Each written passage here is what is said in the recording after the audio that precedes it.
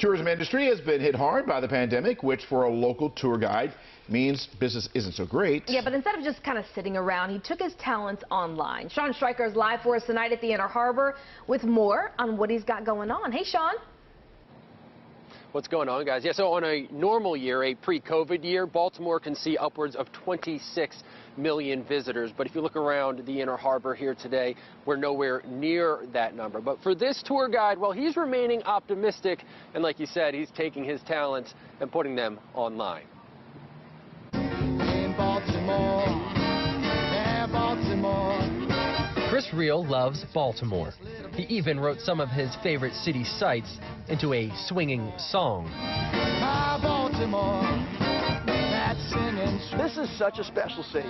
There are so many incredible stories, but really it's the people. It's a love he likes to share. In 2007, he bought a business, Baltimore Rent-A-Tour, that lets him show off his hometown to those visiting. It was great. We were expanding. We were welcoming a lot of guests. It was really awesome and really rocking and rolling until recently, obviously. After the pandemic brought the tourism industry to a halt, Chris took his talents online. But in October of that year, he would find himself back in Baltimore. So I do virtual tours from my basement. I host virtual trivia.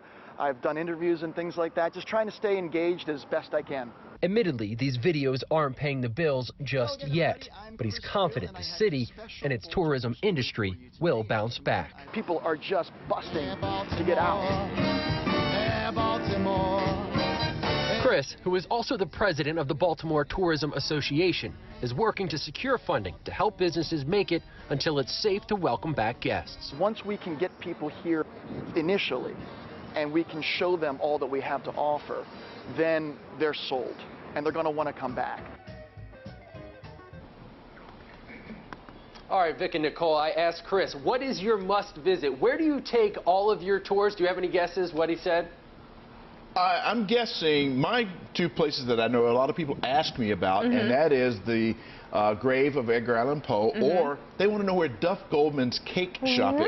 Really? Yes.